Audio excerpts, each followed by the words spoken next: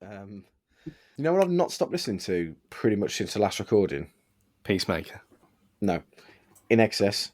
It's got nothing to do with the recording. It's just that for some reason, in the last few days, I've really got into listening to it in Excess. That's Michael Hutchins' band, isn't it? Yeah. I'm hoping there's like a documentary or a show about them or something on. Oh, there's bound to be. The way he died, there's got to be something, surely. It's pretty much the way I want to go. The asphyxie wank. Yeah. If I have any With his claw. choice, if I have any choice in the way that I go, that's the way I want it to be. Yeah, there is Mystify Michael Hutchins available now on the BBC iPlayer. Yeah, so you've got something you can watch about him. Are they Australian? This upsets me. Why the asphyxie wank? Why is that the dream way to go? Just doing something I love. Nicolas Cage is probably one of our generation's definitive actors.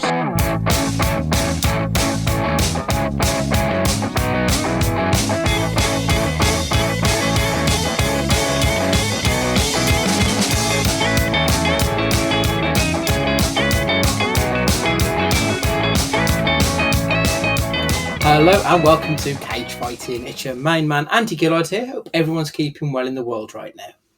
Buonasera, Matt Guy here. Hope everybody is very well and pleasant. Very well and pleasant indeed. Hello, everyone. Fellas, the first Nic Cage film of 2022, Honeymoon in Vegas. For some reason, I keep forgetting the title of this film, even though I've got it written down in front of me. Are we pleased that this is the first one to kick off the new year? Stu? Absolutely. Matt, you look less impressed. I did exactly the same thing as you. I kept calling it other things, and I kept searching like Honeymoon in Paradise. Yeah, it just kept being the thing I kept searching for, and no, it wasn't that at all, was it? Nor was it Paradise to watch. Wow. Is this something either of you had heard of before? No, not for me. Stu? I'd heard about it because of the James Caan thing, because it was filmed in Hawaii, and then Scott Caan obviously was in Hawaii Five-0. So that's what I'd heard of it that way, not through the fact that it was good or not. Yeah. I mean, I didn't know the name of the film, but as soon as I saw the video poster that would have been on the VHS, it just unlocked a memory of being in the spa when I was about 10 years old. And I just remember the case of this video that turns out to be Honeymoon in Vegas. So I sort of know it, but don't really know it. Looking at the cast, though, obviously you've mentioned James Caan. He gets top billing in this film. I mean, I know he's the biggest star probably in 92, but he's not really the focal point of the film, would you say? Yeah, but I would have thought Cage, but... Drew Barrymore had top billing in Scream. Good point. Where was SJP in her career at this point? Was Hocus Pocus out by this point? No, Hocus Pocus would have been mid-90s, maybe. And this was very early. So she was like 92 when this was released. Oh, okay. So she was 26 years old is what I've got in my notes on this one. So must have been quite early doors for her. I was very conflicted by this because she doesn't look like equestrian in this at all. She actually looks quite nice, and I thought, oh no, I know what she turns into. But I was having an existential crisis against myself, thinking, yeah, she is quite fit in this, but then she isn't within 10 years. Just looking at her career, it started in... She had an uncredited role in a 1974 thing, but I mean, that's by the by. So really, her career started in earnest in probably about 82, so a decade on by the time this film comes out. Flight of the Navigator is probably the film that we may know her from. She must have been a kid in that. Well, that was 1986, so you're looking at 20 years old. Flight of the Navigator is amazing. We should do that anyway, just for the sake of it. I mean, amazing. I don't know. I haven't watched it for about 25 years. Same. I think I saw it at the cinema, and yeah. This just seems like amazing in the same way. One of the girls at work today brought in the new amazing TikTok trend of doing like overnight oats with Weetabix, and I tried it, and it wasn't amazing. Not at all. I remember trying that. It wasn't from TikTok, but many years ago, I did Slimming World, and they were saying, "Oh, you can have Weetabix with a Muller yogurt."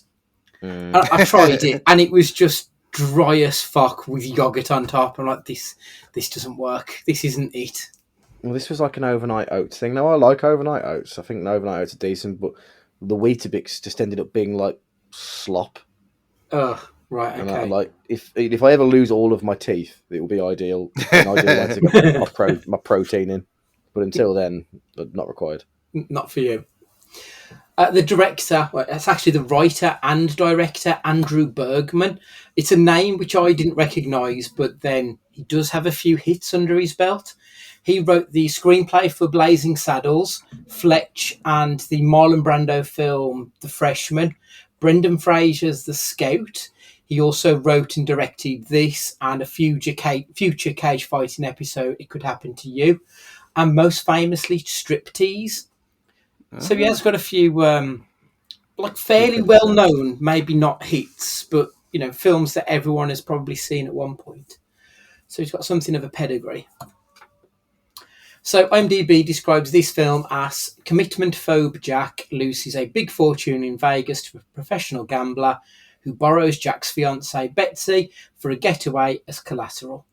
But when Betsy starts falling in love with her captor, Jack must summon his courage to win her back. Jack, if I go, I want you to make me a promise that you'll always love me. Of course, Mom. And you'll never get married. I need a commitment. I want to be married. Jack Singer has made his decision. Let's just do it. Get on a plane, go to Vegas, and do it. Now. Jack is going to get married. You're serious? I must be. My legs are paralyzed. But a funny thing happened on the way to the wedding. Sorry, man. Straight flush to the Jack. To the Queen. Wise men say You owe Tommy Coleman $65,000. only fools rush it. Eddie, do you have a solution? I do. I want your girlfriend for the weekend. You brought me to Las Vegas and you turned me into a hooker, Jack!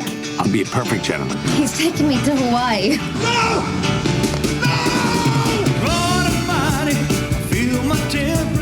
So Corman's address is near Kapa'a. Is it Kapa'a or Kapa'a? And if you want to leave, believe me, I understand. Is it AAA or AA? It's just a little overwhelming, to be pursued like this. What about near where Don Ho or Jack Lord lives? That must be a pretty good neighborhood. Why, the women, when they come here, oh, they get crazy. They like freaky all night long. No one ever was as crazy about you as I am. Well, that's just so wonderful to hear. Let's just fly to Vegas and get married and go on with our lives. Just get me anywhere where I can get a connecting flight to Las Vegas. Las Vegas, anybody! Come on, hop aboard! With the flying elves, Utah, chap. The king may be dead, but Jack Singer's not far behind. Listen, if you could just drop me! Oh, yeah, we'll sure drop you. Honeymoon in Vegas.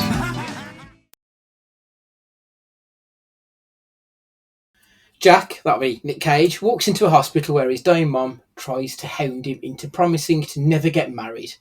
He tries to talk her out of it, but before he can, she dies. Jack screams, "I promise I won't get married," in the hopes that she will come back to life.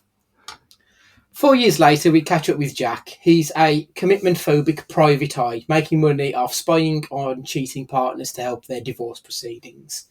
This proves to Jack that his mother was right and that marriage is for suckers. So, gentlemen, is marriage for suckers? Either of you two want to put your neck out? I mean, nothing's changed, so our relationship's for suckers. I don't know. They certainly make it out in this to be the case, but I liked how this started out. It had like airplane vibes about it. Yeah. Didn't it? Yeah. Like it had like that kind of vibe. But like the way he's taking photos was like so comedic in his like over the top actions on how he was doing it, and it felt quite slapstick, which I must admit I did enjoy. with his like Man from Uncle camera as well. Yeah, exactly. And like how his mom died as well. It was so over the top. Like she was legit perfectly fine 1 second, and it was almost like she farted and dropped dead. It was comedic. It was ridiculous. Like all great Private Eyes, Jack gives us a voiceover. Why do Private Eyes always feel the need to give us a little bit of narration off the bat? Such a silly trope to have in a film. Jack tells us that he's dating Betsy, which is Sarah Jessica Parker. He tells us how much he loves her and how wonderful she is, but he needed therapy to get over his mom and his fear of marriage. Betsy says that she will wait for him. A year later, Betsy starts to distance herself from Jack. Jack gets some advice that if he loves her, he should just marry her. Betsy pressures Jack. She wants a family and kids, which I'm pretty certain you can do without being married. But that's just some toxic bullshit that I'm pretty sure Sex and the City would bash her for in later years. Jack proposes and then they fly to Vegas to get hitched. They arrive at their hotel and there's an Elvis impersonation convention going on. After spotting Betsy in the foyer, local scumbag high roller Tommy, which is James Caan, invites Jack to a game of high stakes poker and manages to hustle Jack out of $65,000. 65 grand, which Jack does not have. Tommy offers Jack a chance to clear his debt. Tommy wants a weekend with Betsy to forgive Jack of the debt. So that's 30 minutes in. We're a third of the way through the film. Matt, what are your thoughts on the opening salvo? Well, to be fair, it doesn't hang around. It's not boring. It's so throwaway and disposable. I pretty much forgot the majority of what you've mentioned, and I watched this film about 2 hours ago. Like, it's so not challenging on the eyes, brains, and ears that it's the epitome of Sunday afternoon watching, isn't it? Sunday afternoon hangover watching, where you just need white noise in the background. One of the worst games of poker I've ever seen committed to film as well. It is horrendous. And I know that it's because they've got all these characters in there, and they're just, it's slapstick as fuck, and that's absolutely fine. But as someone that enjoys playing poker, it was a tough watch. Stu, what are your thoughts on the opener? Similar, I guess. It was just comfortable. It was like the TV, like the film equivalent of wearing nice slippers. It was just nice. And I mean, there were times in this first half hour where I would just giggle to myself. It wasn't like belly laughs; it was just like smirking, and yeah. It was just really pleasant and nice. And then like you had Asian Elvis just randomly singing. Just very, very nice. Yeah, I completely agree. I think they did a good job setting up the characters. They gave us their motivations and then gave us the twist that the next hour of the film is going to play out to. I think you can't really go far wrong with that, to be perfectly honest, in a 90s-based rom-com. They did as good as you can expect, to be perfectly honest. Betsy goes apeshit at Jack when he tells her about the 65 grand and that Tommy wants to spend a weekend with her. She accuses Jack of making her into a whore. After trying and failing to get the money, she eventually agrees to spend the weekend with Tommy. At first, Betsy is hard-faced and believes that Tommy set Jack up because he had a 1 in a 3 million chance of beating him. After originally hating Tommy's face, within the space of 10 minutes, she's decided that she's going to go to Hawaii with him and leave Jack behind. I know it's a bit silly and we've got to move the plot along. It was just a little bit too quick for me, that was. Yeah, exactly. It was, I don't want to say jarring as if this was a piece of a film that deserves any form of artistic merit, but it was just a little bit like, okay, let's just we need to keep up the pace of the first half an hour, so we better keep this moving as quickly as possible, much to the kind of chagrin of the viewer. Yeah, absolutely. I just think, we know he's got a weekend with her. They could have had even just a 2-minute montage of a couple of dates on the Friday night, the Saturday morning, Saturday evening, and then they go to Hawaii just a little bit. But I suppose I'm just being a little bit picky there, maybe. Yeah, I think when we had the talk of what happened in his past with his dead wife and all this stuff, that was kind of, it didn't seem out of place, but it was like a nice scene setter, but there wasn't enough of it. Because she went from, well, you said she went from hating him to sitting down for a meal and then listening to his inner thoughts and feelings, and then minutes later it's, let's get in the limo. Yeah. And then once they get to Kauai, within a few hours, she's starting to fall madly in love with Tommy. Tommy tells Betsy that Jack is a loser and that she deserves better, even after he has admitted to cheating to winning the card game. And then she kisses him. So she was mad that Jack has pimped her out, but she was okay with being a whore, in her words, for Tommy. The lying, cheating, manipulative man who wanted to whore you. Like, these men are both kind of scumbags, and she's an idiot. After seeing Tommy and Betsy on a news report about an exploding volcano in Hawaii, Jack flies to Kauai. Mr. Miyagi meets him at the airport, and he plays a cab driver who has been hired by Tommy to keep Jack away. I really like seeing Mr. Miyagi. I don't think I've seen him in much other than Karate Kid, so it's kind of nice just to see him do something a little bit sillier than what you expect him to do. Whilst all of this is going on, Tommy begins to tell more lies to Betsy, namely that Jack only owed him $3,000, not the 65, as he had told her. Upset and betrayed, Betsy accepts marriage proposal from Tommy, which is a bit 0 to 60. She tells him that she wants kids soon. He says, just tell me when. So Sarah Jessica Parker was 25 when this was being filmed, and James Caan was 51 during filming. And he looks every day of 51 at this point, to be perfectly honest. It's a bit much. Okay, so serious question. Are people this desperate to get married that they will accept any old fucker's proposal? She's known this cunt for like 2 days at this point, and all that she knows about him is that he's willing to lie and cheat and actually buy her company. Like, are people really this desperate, or is it just silly 90s fodder? You gotta put it as a time and place as well with this.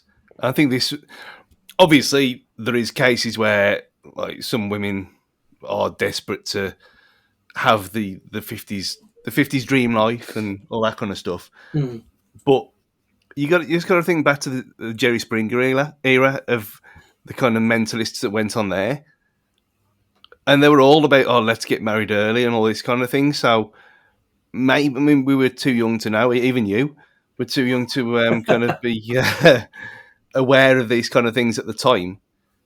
It does seem a lot different now to what it was then. I mean, basically on the late 90s and things like Friends and stuff like that, where they were, even that's a few, 3 years later, that they weren't all desperate to all settle down and get married, was they? And that was the biggest show in the world. So I think, because did we even find out what her job is in this? She's teacher. Kindergarten. So there's no real need. She doesn't need to rely on a man or anything like that. So it doesn't really make any sense at all. Matt, is this a product of its time? Could this be made now, do you think? Or is there something a little bit amiss? Well, I think there's always the tale in going back as far as films that were made of rags to riches, or kind of like the Aladdin tale. I know that, you know, of the poor pauper and the rich emperor who wants to woo the, you know, all that kind of thing. So that's always existed. In terms of like her being desperate to get married, I mean, you only got to look at the Tinder swindler. Oh, what a film that is! Do you know what I mean? Like some women and some men, but you know, are so desperate for attention they can be very blinded, and obviously in this case, you know, that's no different with this. So I don't think it's so much a product of its time, but or is it just lazy script writing? Probably a bit of both. Yeah. To just completely change the topic now, the Tinder swindler. I keep fucking mispronouncing it. The Tinder swindler. I was going to save it and discuss it on the next question, Cass, but now you've brought it up, I suppose we may as well. Is it just me who felt no sympathy whatsoever for these people? Yep, 100%. They're so thick, it's unbelievable. I mean, I applaud the bloke. You got the level of intelligence and planning and schemery that's gone into making this life work for him.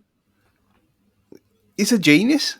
It's next level, isn't it? Like, it's evil genius, but it's genius nonetheless. Yeah. Like, that first woman, I can't remember her name, but the Norwegian girl, she'd met him 3 times by the time that he'd got 30 grand out of her. Fucking insane. Did you enjoy it, Matt?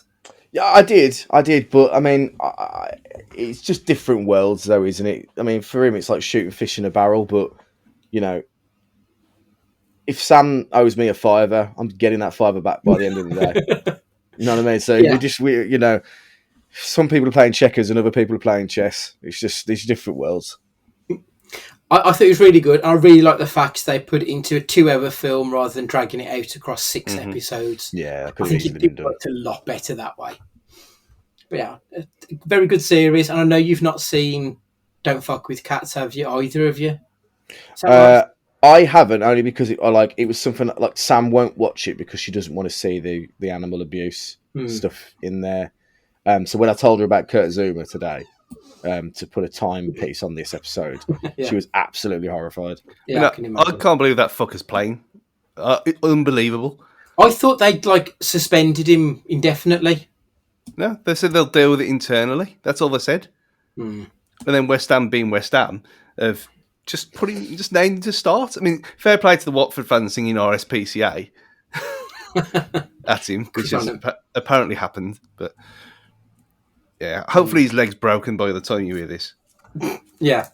But no, Don't Fuck With Cats is good, and it doesn't show you the animal abuse, but it takes you right up to the second before. It's uncomfortable, but it's not beyond the pale, because I struggle with. That's literally my line in film is animal abuse. That's the only thing. Yeah, I'm not sure I can stomach that. No, I get it, because like I say, it is literally, what's going to happen, you just don't see it, which is arguably maybe even worse than actually seeing it. I don't know. Okay, I'll give it a go then. It is excellent, though. It is very, very well made. Anyway, back to Honeymoon in Vegas. Tommy and Betsy leave to return to Vegas. Jack finds out what is happening, so he races to the airport to try and get to Vegas. He cannot get a direct flight, so he ends up in San Jose. Another of Tommy's employees tries to hold him up, so Tommy also owns somebody who works at the ticket place in San Jose. Tommy's a gambler, not a gangster. This is a bit weird to have people on his payroll all across the US. Bit strange. Anyway, Jack is lucky enough to find a group who are about to leave for Vegas. They are a chapter of the Flying Elvises, a skydiving team of Elvis impersonators heading to Vegas for the convention. It's not until they're mid-flight that Jack realises that he will have to skydive into Vegas to see Betsy. Meanwhile, Betsy is having second thoughts. She asks to delay the wedding. Tommy responds, "I will give you $500,000 if you go through with it." After telling him to piss off, he grabs her and assaults her in the middle of a busy casino and then offers her $1 million. She tries to escape while she's running away from Tommy. She hits directly into the landing site of the Flying Elvises, just in time to see Jack land, who is now dressed like Nic Cage's former father-in-law Elvis. They reconcile, get married, with Jack dressed as Elvis in front of all of the Elvis impersonators. The end. Just a nice little film. So the budget on this bad boy was $25 million, which seems quite high for an early 90s film with no real CG or anything involved in it. The box office, though, it got $35 million back. So it washed its face and a little bit, really. I suppose it was a relatively low-risk film, which did have a couple of rising stars and James Caan in there, so why not? Compared to 1992's other big hitters, so Aladdin was top of the worldwide charts with $346 million. Then we've got Home Alone 2, Batman Returns, Lethal Weapon 3 in places 2 to 4. So we've got a few sequels, which is sort of what you expect. And in 5th place was A Few Good Men. The rest of the top 10 was filled out with Sister Act, The Bodyguard, Wayne's World, Basic Instinct, and A League of Their Own. It's quite nice to see a box office that isn't just chock full of pre-existing IP.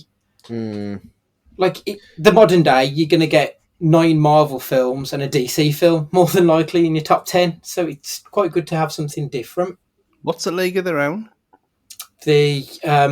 I think it's set during the war, baseball, where it's the women baseball with Gina Davis, Madonna, Tom Hanks. I've never seen that. It's all right. It's not bad, to be fair.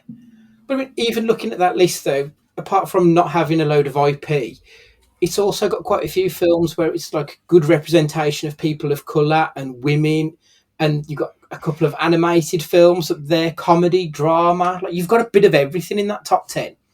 Which it's just really refreshing to see, and you just don't get that any longer. Before I give you the scores, what do you think the scores will be out of 10 or out of 100? Matt? Middling from the critics, because I don't think it's offensively bad at all. So probably like 5 out of 10 for the critics, and probably 6 out of 10 from the audience, or 60 on the tomato meter. Stu? Yeah, I think pretty similar. 60 critics, and then I'll go a bit higher than that. I think I'll go a bit like high 70s for the fans, just because it's just nice and fun. And there's nothing to be offended about in this film at all. Mm-hmm. Yeah. IMDb is a 5.8. The Meta score is a 62. Now, this is the one that surprised me. So you've got your Rotten Tomatoes critical and audience. The critical is a 64%. The audience score was 35. Wow. What? When it comes to Rotten Tomatoes, it's literally, did you like it, yes or no? I can't believe that, 65% of the people said they didn't like it. No one loves this film, surely, but I wouldn't say it's dislikable. No. So I'm a little bit shocked at that. So the critical response, Joseph McBride from Variety, he said that writer-director Bergman has a rare talent for intelligently conceived farce, and he has plenty of fun with the premise. Roger Ebert, the plot is dumb enough for it to be a sitcom, but Bergman isn't dumb enough to make it one. He has a way of finding comedy in the urgency of driven characters. And David Nusser from Real Film, an engaging, if overlong, rom-com. I don't think it's overlong. It's 90 minutes. I don't see how that's an overlong movie, personally. But so the critics were generally positive on it, if not outright over the top with their praise. However, those maniacs at Amazon.com gave this a 4.4 out of 5, with a staggering 80% of users giving it 4 or 5 stars. Juan M gave it 5 stars, saying, one of the all-time great Nicolas Cage comedies, worth it just to see a gang of Elvis impersonators who parachute en masse out of an aircraft over the Las Vegas Strip at night, with all the glittery little light in their rhinestone costumes. I think he's more interested in the Elvis costumes than he is anything else. McDave didn't like it, though, giving it 1 star. Sarah, I look like a parrot, Jessica Parker. An average film, anyway. That's literally all he said. And finally, Amina went with 4 stars. And they said, this is a classic modern-day love story set in the exciting but seedy world of Las Vegas, where love overcomes all the obstacles that get in the way. The skydiving Elvis scene will go down in history. It's a little bit over the top, but I'm glad they liked it. So can you give me your good, bad and crazy? Stu, start us off. The good that it was thoroughly enjoyable. It's not like Valley Girl. I mean, let's be serious here. But I thoroughly enjoyed myself watching this from start to finish. And even in terribly shit films, that gets annoying. Like, obviously, Eternals last year annoyed me. This wasn't that good. You can't say, oh, yeah, this is like 8 out of 10. Although, if Don't Look Up can get Oscar nominated, who the fuck knows anymore? Yeah. But that's the good part, is that it's a good fun film.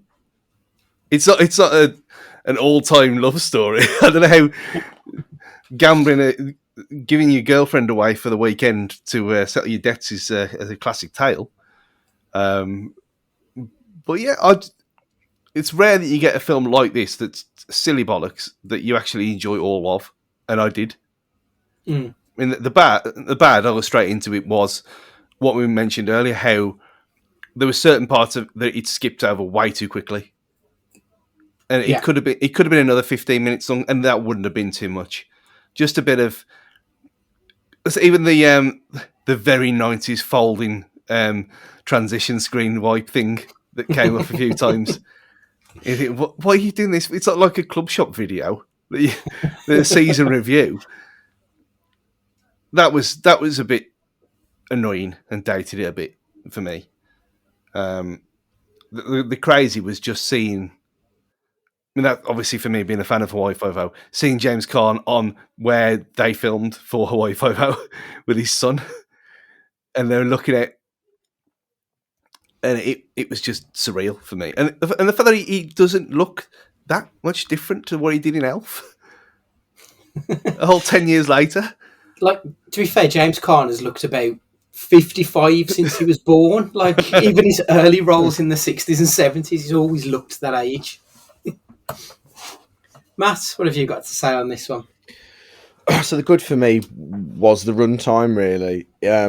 It was just the right side of passable in terms of it didn't fly by, but at no point was I bored to the point where I started clock watching or checking how long VLC's got left. Do you know what I mean? So its runtime was pretty much spot on for me. The bad, as I mentioned, like the actual casino scenes were just like they were a means to an end, really. If they could have got away and shaved off like the budget and not filmed on location and had it like he just lost at an upstairs at a seedy bar, I don't know why they didn't do that, because none of the casino bits added anything really to the movie at all. You know what I mean? The crazy. I've seen comedies as of late that hasn't made me laugh out loud, physical human laughter, as when I saw the child Elvis singing. Do you know who that is? No. It's Bruno Mars. What? Yeah. That's unbelievable. Yeah. Like, was he 7 years old, I think, when he did it? Something. Yeah. I literally laughed. I laughed hard. Because I was just like, I just wasn't expecting it at all. Like, obviously, because they had Asian Elvis and then Black Elvis, and then they obviously went Bruno Mars Elvis. So there we go. Excellent. My good, the Elvis soundtrack. You're always going to get a thumbs up from me if you put an Elvis soundtrack. And after seeing Wild at Heart and knowing that Cage is a fan of the King as well, even going as far as marrying his daughter, it was quite nice to have that. But it does make me long for that Cage as Elvis film that we mentioned previously that we're never going to get now. The bad, I've got a few like niggly issues, nothing major. James Caan is too old for this film. He looks out of place next to Cage and Sarah Jessica Parker. It just stretches believability a little bit too much. Sarah Jessica Parker's character, she's given such little to work with. Her decision making is inconsistent. She looks a bit of a moron, to be perfectly honest, which I don't think works. And also Vegas. Give me something a little bit more Vegas-y. Like you said, Matt, those casino scenes they looked like they were filmed in someone's back room. Like, they didn't really look like a casino. Give me something a little bit more seedy, like you expect from Vegas. The crazy that I've got, the director, his last credit was for writing 2003's The In-Laws, Albert Brooks, Michael Douglas film with Ryan Reynolds. 19 years later, his next writing credit is due out later this year. Blazing Samurai. It's an animated film based on Bergman's first film, Blazing Saddles. Oh, so yes. It's all gone full circle for him, which I think is pretty cool. And also, it felt like a little bit of a Cage's greatest hits kind of a film. So he flies into Vegas on a plane, like in Con Air. You've got the Elvis link, which obviously Wild at Heart and his now ex-wife. Vegas set, like Leaving Las Vegas. And he's on an airplane, like in Left Behind. So we get all of the best Cage things. I thought that was pretty cool. So, did you enjoy this film, Stu? Yeah, absolutely. Really, really enjoyed it. I don't know why, but like we said, it was the film version of Nice Slippers. Mm. Funny Nice Slippers as well, like with little faces on them. That it's humorous and you can giggle away to it. You don't have to think and watch it, like concentrate or anything like that. It's background noise, but it is really, really enjoyable background noise. Yeah, absolutely. Matt? I don't think I've ever wanted like a no comment answer so much on the films that we've done so far, because it feels harsh to say no, I didn't enjoy it, but I can't go out of my way and say it's brought me unbridled joy either. Yeah. I just don't know. Like, it's so 50-50 for me. I'll say yes to make Stu happy because I like Stu. There we go. That's all I can do. Mm. I mean, like, this is very much the kind of film I would generally say, no, I hated it, but I really didn't. I enjoyed myself. Like, yeah. As you said, Matt, the runtime was just about right. Any more, I'd probably have been a bit peeved, but it was fun and sweet enough to just be an enjoyable romp. It didn't outstay its welcome. And it's available for free on YouTube as well, which is a rare thing to happen. I would say give it a watch, to be perfectly honest, if you get the chance. There is definitely worse films out there. And like you said earlier, like, it doesn't push boundaries. But that's not necessarily a bad thing. On the balance, it was fine. Yeah, I'd give it a pass. But based on this film and this film alone, was Cage good or bad? Matt? Yeah, I think he was good, because I think he threw himself into this. You know, as he gets more dishevelled as the film goes on, like, he gets more panicked and frantic and everything as the film goes on. So, yeah, I think he actually put in a pretty good performance, one of his better ones. Yeah. Stu? Yeah, totally. I mean, there was as he goes more and more crazy, the crazy Cage does appear at times, which is glorious to see this early in the year. Yeah, he is a good actor in this one. I have to agree completely. I think, as the kids say, he knows the assignment. Like, he knew what was expected of him. He got in there. He gave that performance. He was funny. He was likable. Like, you genuinely rooted for him. You wanted him to be the one to come out on top at the end of it. He felt like a man at the edge of his wire, sort of thing. Like, he was almost Crazy Cage. Like, he was right at the border. And I appreciated that. I thought it was a good all-round performance from Nic. So, finish the sentence. If you enjoyed Honeymoon in Vegas, you might also like. Matt?